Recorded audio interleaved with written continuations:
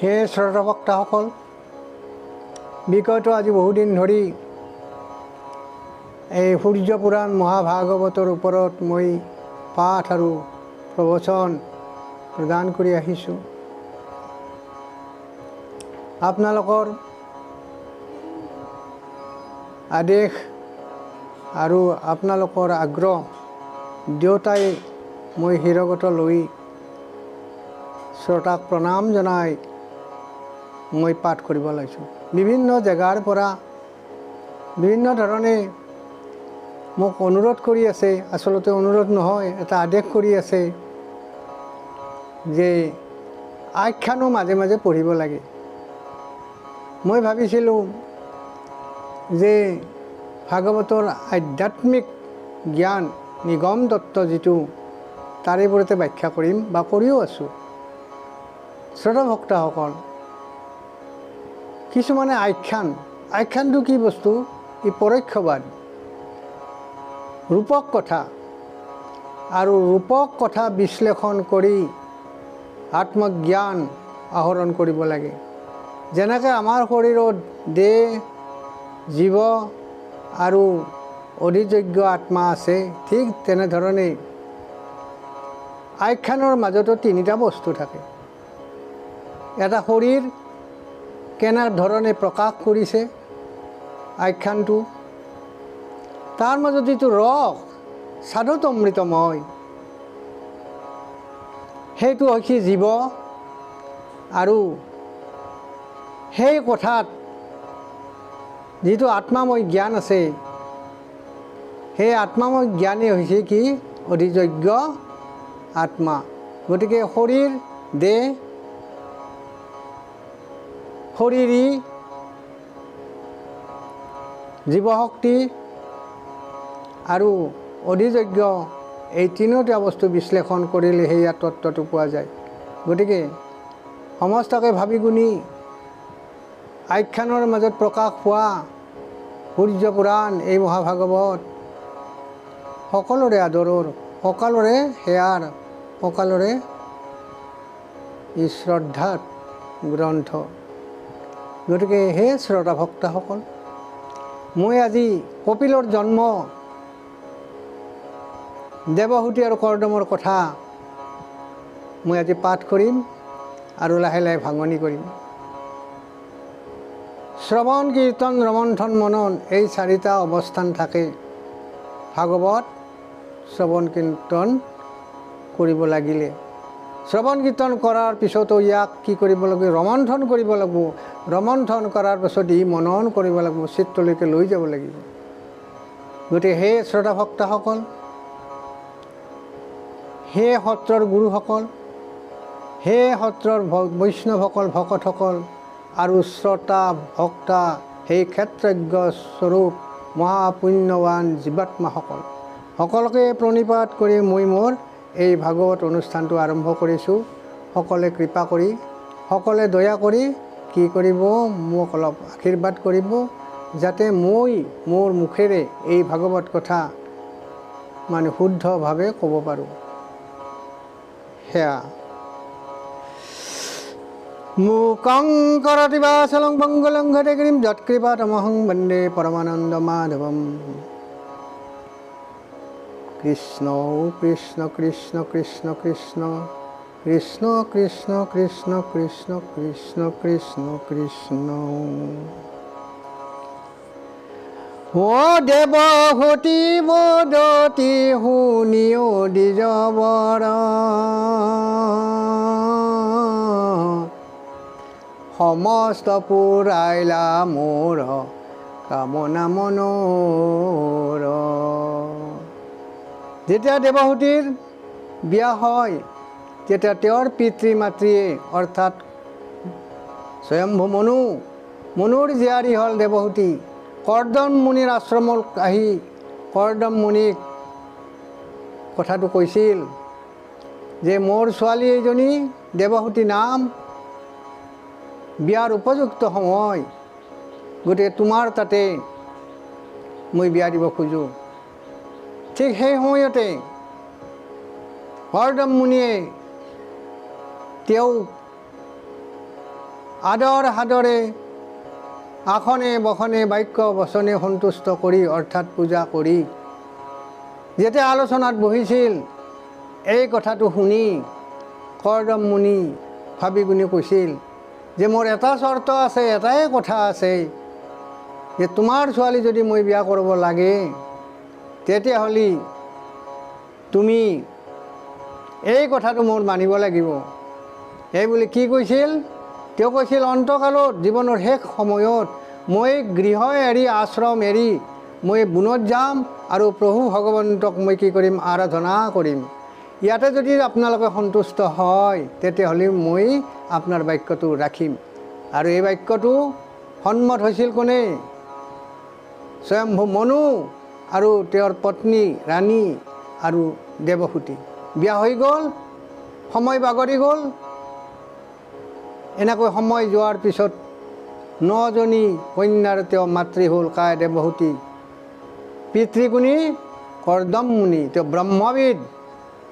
1 লক্ষ শিষ্যক তেওঁ শিক্ষাদান কৰি তাৰ পৰা একজন হ'লেও কি কৈছিল? প্ৰপন্ন শিষ্য সন্থাগতভাৱে উলিয়াব পাৰিছিল। সেইকাৰণে তেওঁৰ মূল্যটো বহুত বেছি। গতিকে এই 9টা ছোৱালী যেতিয়া ডাঙৰ দীঘল হ'ল, হঠাৎ এদিন দেৱহূতিক ক'লে কোনে? কৰ্দম মুনিয়ে, হে কল্যাণী, মোৰ এটা কথা আছে, এটা তোমাৰ আগত বাক্য প্ৰদান কৰিম, তুমি শুনা। তেতিয়া দেৱহূতিয়ে কাণ পাতি খুব আদৰেৰে তেওঁৰ কথাটো গ্ৰহণ কৰিব চেষ্টা কৰিছিল। যে পূৰ্বে বিয়াৰ সময়ত এটা বন্দবস্তি আছিল, কথা আছিল, বাক্য আছিল যে মই অন্তকালত আশ্ৰমত নাথাকোঁ, হৰি সেৱাৰ কাৰণে, হৰি ভজনাৰ কাৰণে মই বনত গুচি যাম। কিন্তু সেইদিন আহি পৰিছে এতিয়া। অচিৰে মই বনত যাম, তোমাক কথাটো জনালোঁ। আজিয়ে নহয়, কিন্তু অচিৰে মই বনত যাই আছোঁ আৰু তোমাক মই কথাটো জনালোঁ। এই বুলি কোৱাৰ লগে লগে দেৱহূতিয়ে হঠাৎ চমকিত হৈছিল। কথাটো সঁচা, মোৰো মনত আছে। গতিকে তেওঁৰ বাক্য তেওঁ ৰাখিব। কিন্তু 9জনী ছোৱালী আশ্ৰম মোৰ দায়িত্বত থাকিল। গতিকে এই দায়িত্বখিনি মই কেনেকৈ পালন কৰোঁ এই বুলি মনত গুণি ঋষিৰ চৰণৰ পিনে চাই তেওঁ এটা নিবেদন কৰিছে। সেই নিবেদনটো কি তাকে মই পঢ়ি আছোঁ, আপোনালোকে শুনক। অ দেৱহূতি বদতি শুনিও দ্বিজবৰ, সমস্ত পুৰাইলা মোৰ কামনা মনৰ। সাংসাৰিক যিমান মোৰ কামনা বাসনা আছে এই সমস্তবিলাক মই প্ৰাপ্তি হৈছোঁ। অৰ্থাৎ মই সাংসাৰিক যিমান সুখ আছে, কৰ্তব্য আছে, সেই সমস্ত কৰ্মানি ধৰ্মানি কৰি মই সন্তুষ্ট হৈছোঁ। তোমাৰ বাক্যটো মই শুনিলোঁ আৰু বাক্য তোমাৰ সঁচা বাক্য, সত্য বাক্য। এতিয়া মোৰ কথাটো শুনা। অ তথাপিও ভয় মোক দিবা কজুৱাই, জাত মৰ তুমি বিনে আনগতি নাই। তোমাৰ বাদে মোৰ আৰু কোনো সহায় নাই। গতিকে মোৰ এটা নিবেদন আছে, মোৰ প্ৰাৰ্থনা এটা আছে, শুনা। তজুজিও হবে অনুৰূপে পতি চাৱে, সংহাৰতা পটস্মৰি মৰহি দিদহে। তোমাৰ ছোৱালীবিলাক সমস্তবিলাকে ডাঙৰ হৈছিল। তেওঁলোকে পতি চায়ে, অৰ্থাৎ পতিৰ যজ্ঞটো তেওঁলোকৰ আহিছে। তেওঁলোকৰতো বিয়া হোৱা নাই। গতিকে মোৰ এটা নিবেদন, খুব সুন্দৰভাৱে কৈছে যে ছোৱালীকেইজনীক তোমালোকে বিয়া দিয়া। অৰ্থাৎ হে স্বামী, তুমি গুণক যোৱাৰ আগতে তোমাৰ যিখিনি আছে এই 9জনী ছোৱালীক তুমি বিয়া দিয়া। বিয়া দিয়াৰ পাছত তুমি তোমাৰ মনত যি ইচ্ছা আছে তাকে কৰা। সংহাৰতা পটস্মৰি মৰ হৃদি দহে জানি কতদিনো থাকিও এঠাতে কিবা ব্ৰহ্ম ভাল পুত্ৰ হৈ জাত জাত পাছে লাগে কৰি এক যেনক ৰামন কৈছি যে আমাৰ দুটা বস্তুৰ অভাৱ আছে ছোৱালী কথা তুমি বিয়া দিয়া আৰু এটা ব্ৰহ্মজ্ঞানী ভাল পুত্ৰৰ জন্ম যেতিয়া হয় তুমি তোমাৰ বাক্য ৰাখি সেই তপোধনক তপোবনত তুমি গুচি যোৱা এই বুলি সহজ সৰলভাৱে দুই হাত জোৰ কৰি স্বামীৰ আগত এই নিবেদন কৰিছে হৰি হৰি যত ভৈলো এইটো হবে মিছা তেওঁ এটা আক্ষেপ কৰিছে অনুশোচনা কৰিছে দেৱৰ্ষি ৰাজৰ্ষি ব্ৰহ্মৰ্ষি সমস্ত ঋষিবিলাকে আহি কৰ্দম মুনিৰ আশ্ৰমত হৰিৰ নাম ভাগৱত কথা পাৰমাৰ্থ কথা জীৱৰ মুক্তিৰ কথা পৰম জ্ঞান ভক্তিৰ কথা সদায় আলোচনা কৰি থাকে কিন্তু সাংসাৰিক ব্যস্ততাৰ কাৰণে সাংসাৰিক কৰ্তব্যৰ কাৰণে আজি দেৱহূতি আই এইবিলাক শুনা নহ'ল শ্ৰৱণ কীৰ্তন তেওঁৰ কৰা নহ'ল সেইকাৰণে তেওঁ আক্ষেপ কৰিছে অ হৰি হৰি যত ভৈল ইটো হবে মিছা পাছে লাগে কৰি এক যেন আছে ইচ্ছা তুমি হেন স্বামীক লভিয়া এতদিন ইন্দ্ৰিয়ৰ প্ৰীতি হাদি আয়ু গৈ লুখীহীন ইমান দিন আমাৰ আয়ুসবিলাক গ'ল বিষয় সম্বন্ধ বন্ধনত গৈছে সাংসাৰিক বন্ধনত এই সমস্তবিলাক পাৰ হৈ গ'ল দিনবিলাক আমাৰ যিটো আচল শ্ৰৱণ কীৰ্তন কৰ্তব্য আৰু সেই কৰ্তব্য ভক্তব্যটো মোৰ ৰৈ গ'ল গতিকে কৈছে ইন্দ্ৰিয় প্ৰীতিৰ কাৰণে সাংসাৰিক কৰ্তব্যত আগমত লিপ্ত হোৱাৰ কাৰণে আয়ুটো মোৰ গ'ল কিন্তু পাৰমাৰ্থ কথা মই একোৱে নাপালোঁ তোমাৰ মহিমা মই নাজানি অভাগী কৰিলোঁ প্ৰসংগ মিছা বিষয় কলাগি বিষয় সম্বন্ধ সাংসাৰিক সমস্ততে মই লাগি থাকিলোঁ কিন্তু তোমাৰ জীৱনৰ লক্ষ্য উদ্দেশ্যটো এইটো মই ভালকৈ বুজি নাপালোঁ আৰু এই দোষত দোষী হৈ কি হৈছে আজি মই অনুতপ্ত হৈছোঁ সেই বুলি আত্মনিবেদন ভক্তি দি কাক স্বামীৰ ওচৰত তেওঁ এই কথাটো উক্তিটো দি আছে দুৰ্জনজনৰ দোষে সংহাৰী হৈ বৈষ্ণৱৰ সংগে পুনু মুকুতি সাধয় সৎসংগ প্ৰতিমোহী পৰম পদ বিষ্ণু ভক্ত প্ৰসংগন তৎপদ প্ৰাপ্তি কাৰণম বিষ্ণুৰ ভক্তৰ লগ হৈ আমি শ্ৰৱণ কীৰ্তন কৰিব লাগে জীৱৰ মুক্তিৰ কাৰণে পৰম শান্তিৰ কাৰণে স্বধৰ্মৰ কাৰণে স্বকৰ্মৰ কাৰণে কিন্তু এইটো মোৰ কৰা নহ'ল এইটো মোৰ ভুল এই ভুলটো স্বীকাৰ কৰিছে কাৰ আগত তেওঁৰ স্বামী কৰ্দম মুনিৰ আগত সাধু সংগে হৰি কথা নুশুনে যি নৰা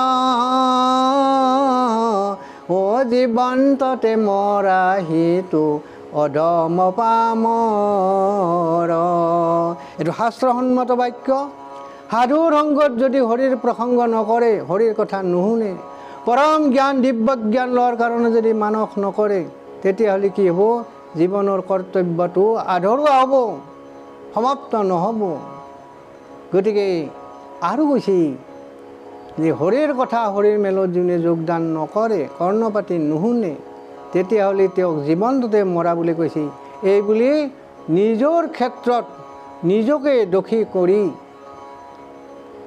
দেৱহূতি আইজনীয়ে তেওঁৰ স্বামী কৰ্দমৰ ওপৰত আত্মনিবেদন কৰিছে আত্মসমৰ্পণ কৰিছে হৰিৰ মায়ায়ে মোক কৰিলে বঞ্চন তোমাক পাই মই নকৰিলোঁ মন সংসাৰত স্বামীক পাই ঘৰ গৃহস্থলীক পাই পুত্ৰবধূক পাই নাইবা এই কন্যাবিলাকক পাই মানুহে সমস্ত পাহৰি যায় আনকি ভগৱানকো পাহৰি যায় আজি যেন দেৱহূতি আইৰ এই কথাটো হৈছে যে সংসাৰত লিপ্ততাৰ কাৰণে হৰিৰ মায়াত তেওঁ মুগ্ধ হৈ থাকিল হৰিৰ মায়া তেওঁক কি কৰিলে বন্ধনত ৰাখিলে আৰু জীৱৰ মুক্তিৰ কথা তেওঁৰ চিন্তা কৰা নহ'ল এই বুলি তেওঁ এটা কি কৈছে অনুশোচনা এটা কৰিছে অনুশোচনা অনুশোচনাটো এটা ডাঙৰ কি মানে শাস্তি বুলি কৈছে। আৱদতি মৈত্ৰীয়ে শুনা ও ব্যাসৰ নন্দন, এই কথাখিনি মৈত্ৰীয় মুনিয়ে কাৰ আগত কৈ আছে? ব্যাসৰ পুত্ৰ বিদুৰৰ আগত কথাখিনি কৈ আছে। কিয়? বিদুৰে এটা সময়ত যেতিয়া পাণ্ডৱৰ ঘৰত নানানটা ক্লেশ লাগিছিল, যেতিয়া তেওঁলোকৰ মনবিলাক অশান্ত আছিল, আৰু সেই সময়ত মানে বিদুৰৰ মনটো কি হৈছিল? অশান্ত হৈছিল। এই অশান্ত মনক প্ৰশান্ত কৰাৰ কাৰণে, চিত্ত ৰঞ্জিত কৰাৰ কাৰণে তেওঁ কি কৰিছিল? এই মৈত্ৰীয় গুৰুজনাৰ আশ্ৰমত গৈছিল আৰু কৈছিল, হে গুৰুদেৱ, মই অশান্ত, মোক তুমি শান্তা কাৰণং তত্ত্বক নিব লাগে, অৰ্থাৎ প্ৰশান্ত কৰিব লাগে। তুমি অলপ হৰি কথা ক'ব লাগে, আৰু মই সেই হৰি কথা শুনাৰ কাৰণে প্ৰস্তুত হৈ আহিছোঁ। তেতিয়া এই দেৱহূতি আইৰ এই ঘটনাটো, কপিলৰ জন্মৰ কাহিনীটো সেই আশ্ৰমত, অৰ্থাৎ মৈত্ৰীয় মুনিৰ আশ্ৰমত কোনে কৈ আছিল? মানে মৈত্ৰীয় মুনি কৈ আছিল, আৰু শ্ৰোতা আছিল কোনি? বিদুৰ। বিদুৰ হ'ল ভগ, আৰু মৈত্ৰীয় মুনি হ'ল বট। ভক্ত আৰু ভগৱন্তৰ এতিয়া মেল হ'ব, কথা হ'ব। হে শ্ৰোতা ভক্তসকল, শুনক মধুৰ সংবাদ। সংবাদ মানে কি? যে বেদৰ, ভাগৱতৰ নামৰ মুক্তিৰ তত্ত্বই যাক অনুগ্ৰহ কৰে, সেই সম কৰ্ম যদি জীৱে কৰে, তেতিয়া তাক কি বুলি কয়? এই সংবাদ। এই সংবাদটো তুমি শুনা। ভাৰ্যাৰ বিনয়ৰে খিয়াতি তুষ্ট ভৈলা,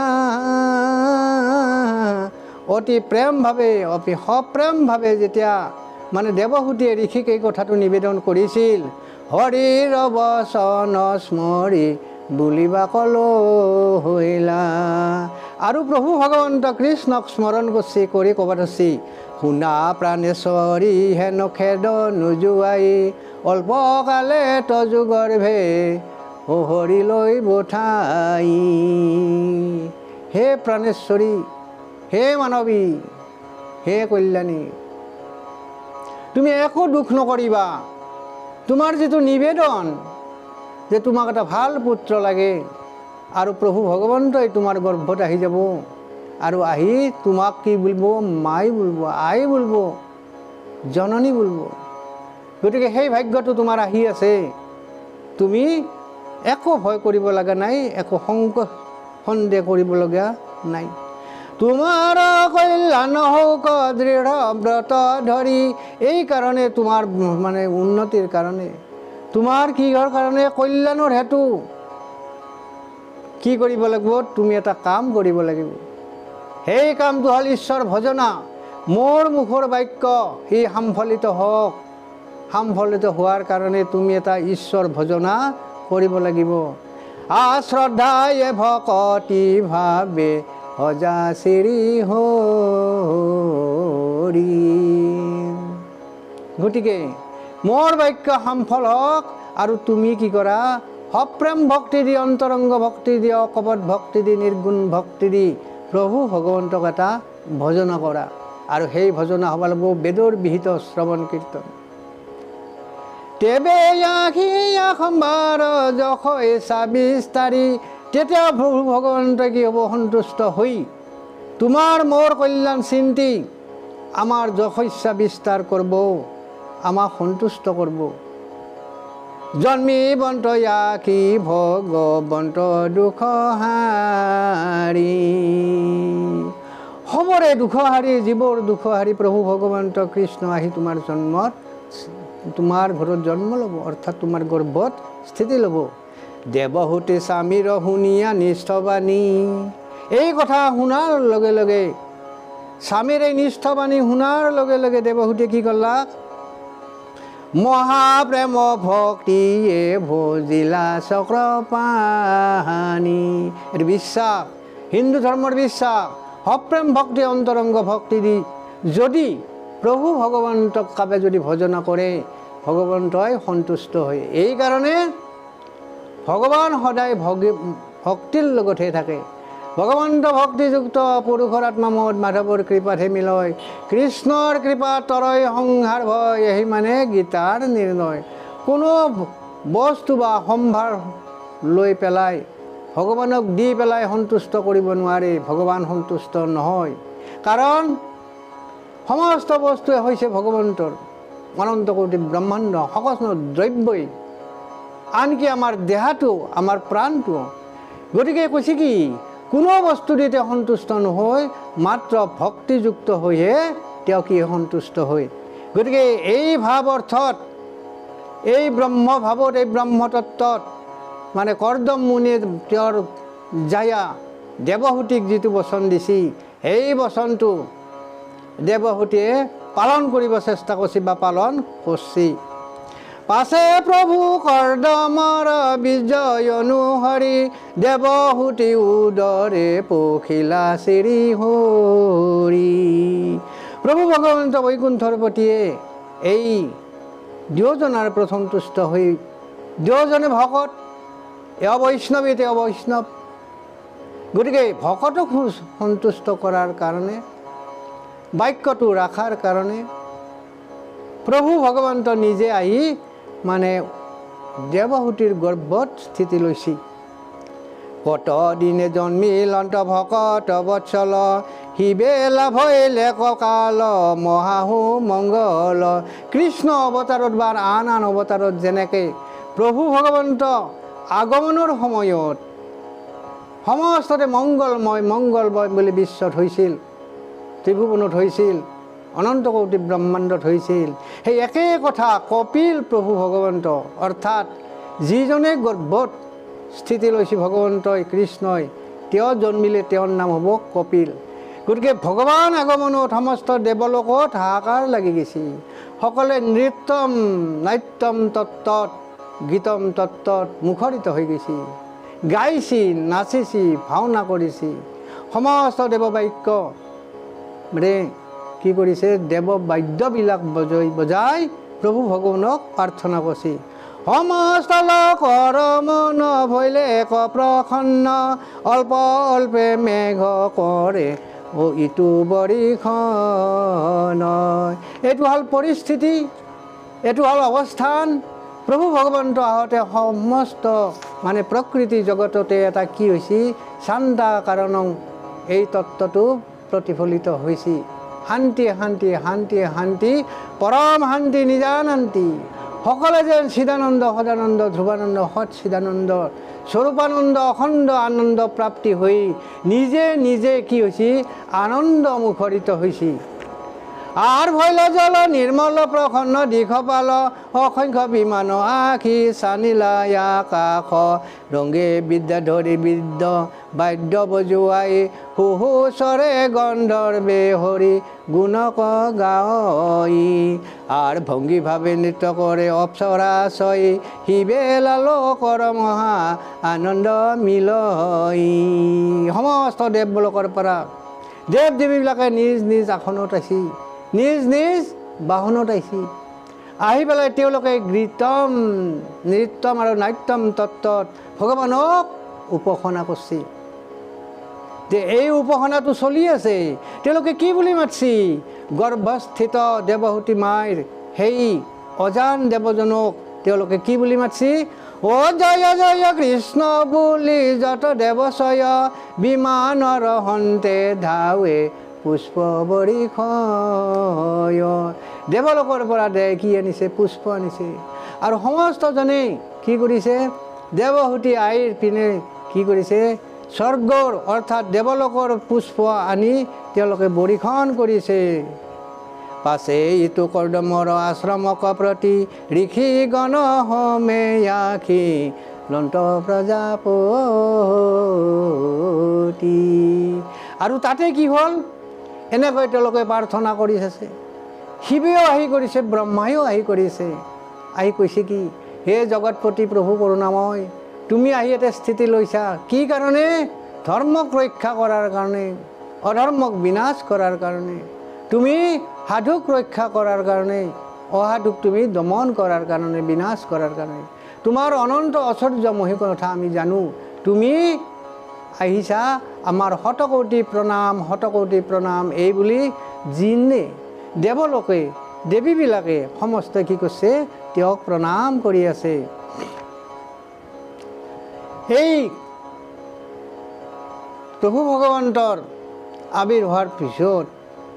আবিৰ্ভাৱটো হোৱাৰ পিছত কি কৰিছে? তেওঁৰ নামে হৈছে কপিল প্ৰভু হৈছে। আৰু এই ঘটনাটো চলি থাকোঁতে কেতিয়া? আশ্ৰমত দেৱহূতিৰ গৰ্ভত বিষ্ণু বাহা লোৱাৰ পিছতে, তাৰ পিছতে আহিছে কোনে জানে?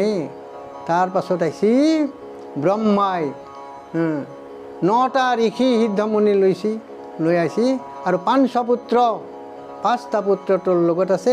হঠাতে তেওঁৰ পুত্ৰ অৰ্থাৎ ব্ৰহ্মাৰ পুত্ৰ কৰ্দম মুনিৰ আশ্ৰমত আহি উপস্থিত হৈছে। আমি অতিথি আহিলে কি কি কৰিব লাগে?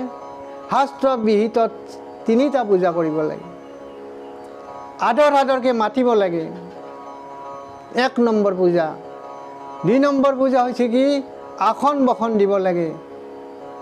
আৰু 3 নম্বৰ পূজা হৈছে বাক্য বচনেদি তেওঁলোকক সন্তুষ্ট কৰিব লাগে।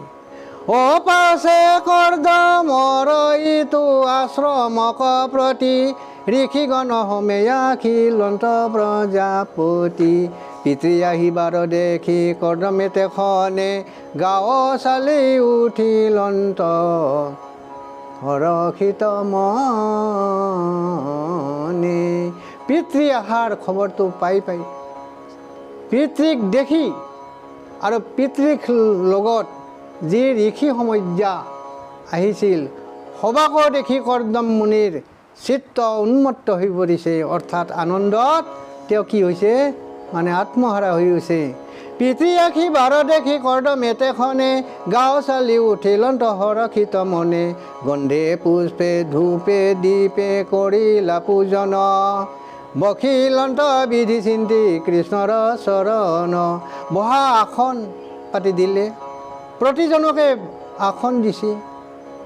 সুৰ হৃদয় স্বাগতম জনাই কি কৈছে কৰ্দম মুনিয়ে? তেওঁলোকক আসনত বহাইছে।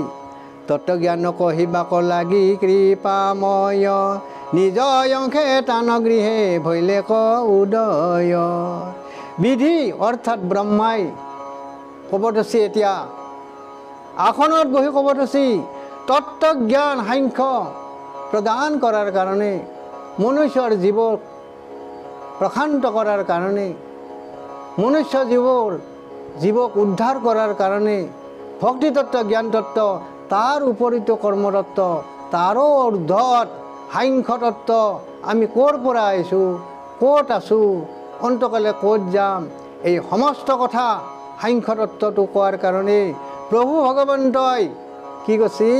হে তোমালোকৰ ঘৰত অৰ্থাৎ কৰ্দমৰ ঘৰত, কৰ্দমৰ আশ্ৰমত আহিছে। এই কথাটো উক্তি দিলে কোনে? ব্ৰহ্মাই দিলে। ইহাক জানিয়া ব্ৰহ্মাই আনন্দিত ভৈলা দেৱহূতি কৰ্দমক বচন বুলিলা। আৰু এই কথাটো আলোচনা কৰাৰ সময়ত মাতৃকা কৰ্দম মুনি আৰু দেৱহূতি মাইক মাতিছে আৰু বাক্য বচন ক'ব ধৰিছে। শুনিও কৰ্দম পুত্ৰ মৰ পূজা যত।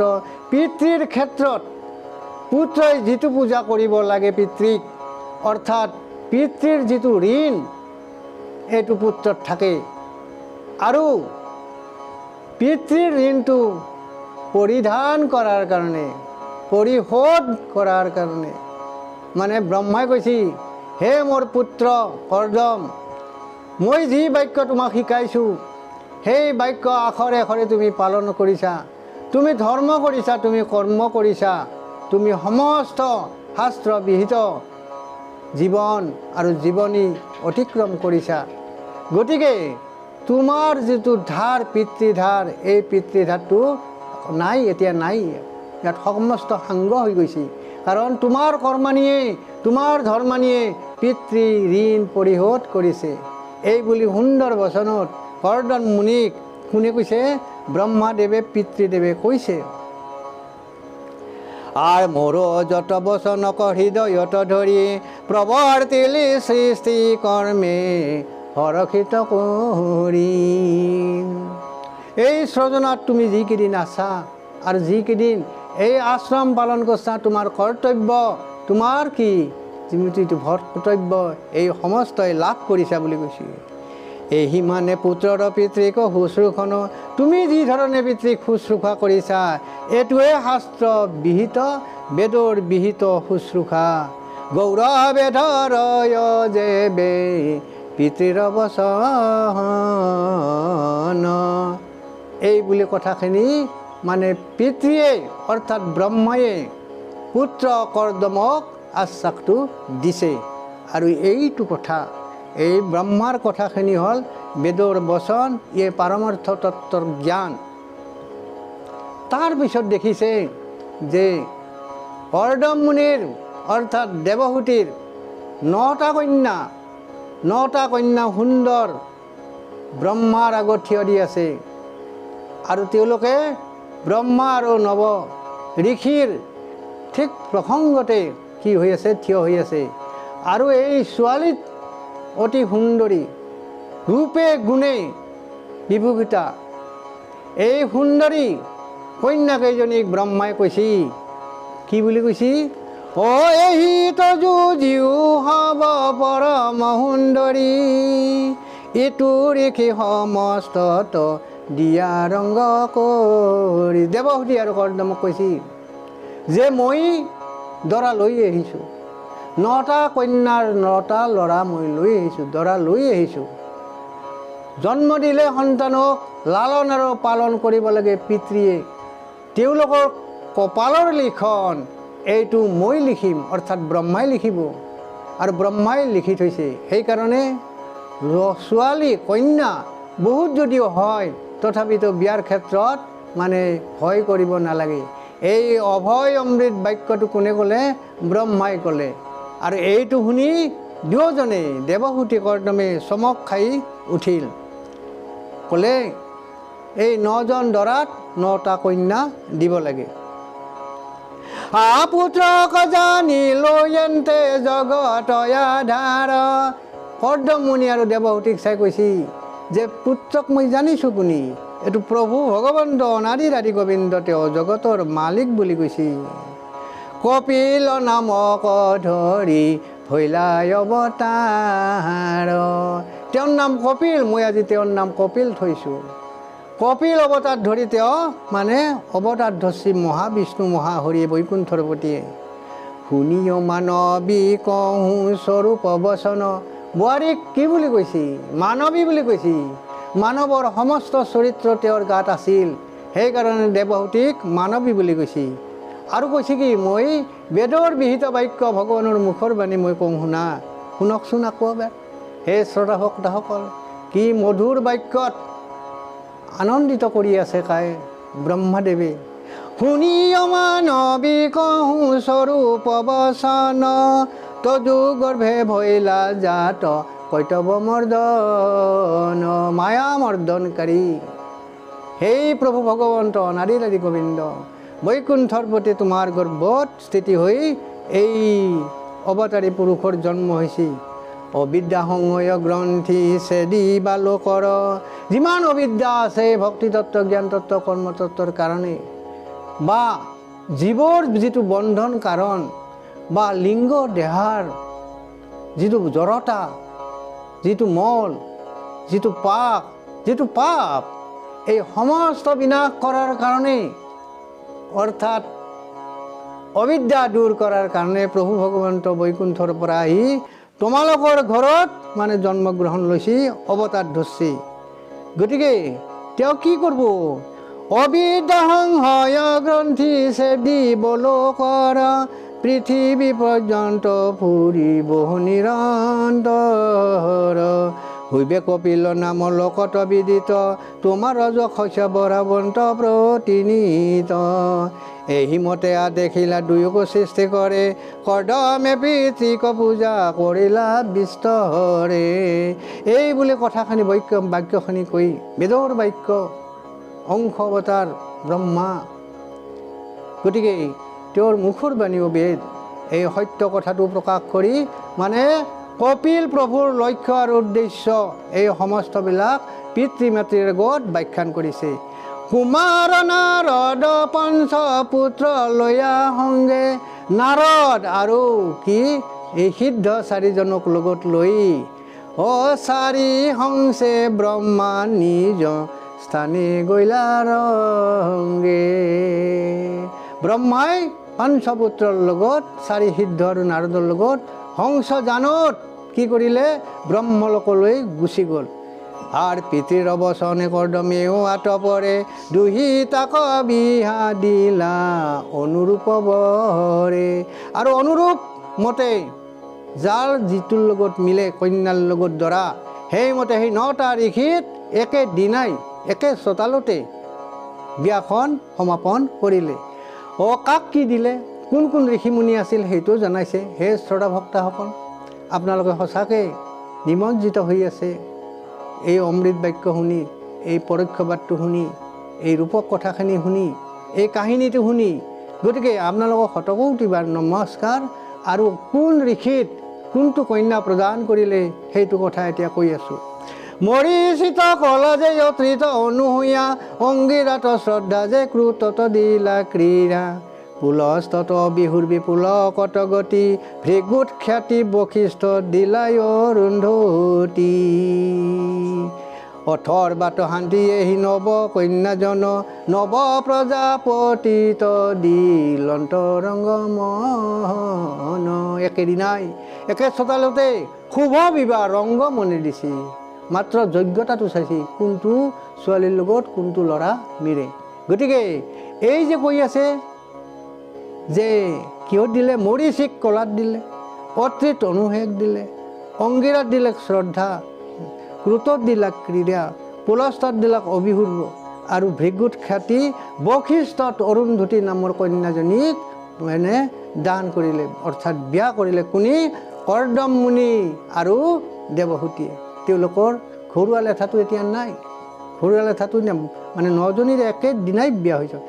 ঋষি হবে কন্যা পায়া আনন্দিত ভৈলা, কৰ্দমত আজ্ঞা পায়া স্থানে স্থানে গৈলা।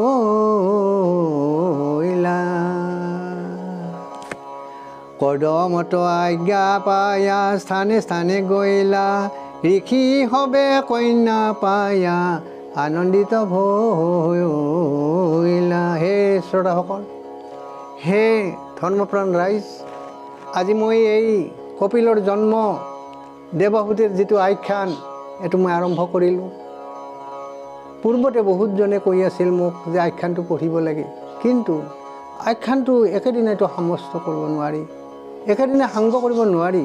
গতিকে আজি মই ঠিক এইখিনিলৈকে মই আজি পাঠ কৰিলোঁ আৰু ব্যাখ্যাও কৰিলোঁ। গতিকে ইয়াৰ পৰৱৰ্তী যিখিনি অংগ আছে সেইখিনি মই অহা স্তৱত মই এইটো পাঠ কৰিম।